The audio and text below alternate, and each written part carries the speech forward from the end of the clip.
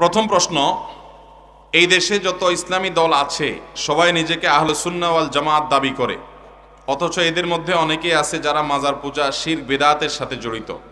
এখন আমরা কাদেরকে সঠিক মনে করব এবং কারা আহলুস সুন্নাহ ওয়াল জামাত? ভাইরা আমার, সঠিক দল, সঠিক মানুষ যে শ্রেণী সঠিকতার উপর আছে, নবী করিম সাল্লাল্লাহু আলাইহি সাল্লাম তাদের দুইটা মার্কা বলে দিয়ে গেছেন। কয়টা মার্কা?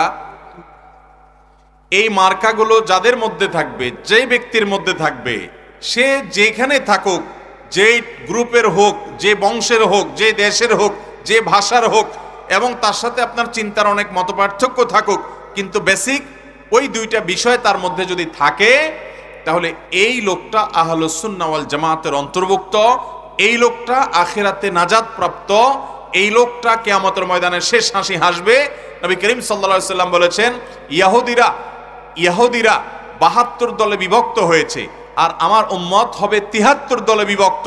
এর মধ্যে একটা দল থাকবে, একটা শ্রেণীর মানুষ থাকবে, যে শ্রেণীর মানুষেরা মূলত নাজাত পাবে, তারা হলো মা আনা আলাইহি ওয়া আসহাবি, অর্থাৎ নবী সাল্লাল্লাহু আলাইহি সাল্লামের সুন্নাহ এবং তার আদর্শ, তার হাদিস, এগুলোকে যারা অনুকরণ করে চলবে, সেই সাথে নবী সাল্লাল্লাহু আলাইহি সাল্লামের সাহাবী যারা ছিলেন, তার হাতে গড়া শিষ্য যারা ছিলেন, তাদের আদর্শকে যারা ধারণ করবে, জামাআতুস সাহাবা, এটাকে যারা সম্মান করবে, শ্রদ্ধা করবে, ভালোবাসবে এবং তাদেরকে সামনে রেখে চলবে, এটা আহলুস সুন্নতি ওয়াল জামাআ। জামাআ মানে জামাআতুস সাহাবা, এটা তাদের দুইটা মার্কা।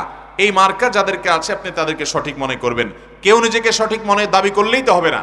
আজকাল অনেক দল বের হয়েছে যারা নিজেদেরকে নাম দেয় তাওহীদের দল। কি নাম দেয়? তাওহীদের দল। হিজবুত তাওহীদ মানে তাওহীদের দল।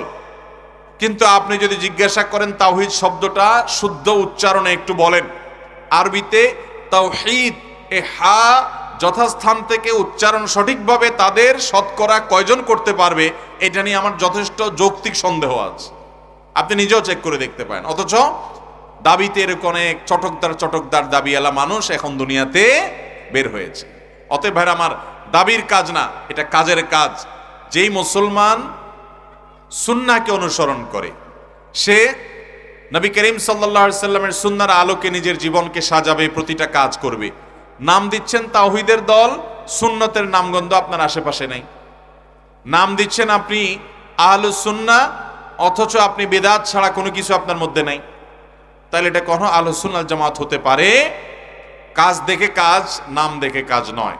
এজন্য আমরা দেখব, যেই ব্যক্তির মধ্যে সুন্নাতে রাসূলের অনুসরণের প্রবণতা, আগ্রহ যত বেশি আছে, সাহাবা ইকরামের আনুগত্য এটা করার ব্যাপারে আগ্রহ যার ভিতরে যত বেশি আছে, সে লোকটা হকের উপর আছে ইনশাআল্লাহ।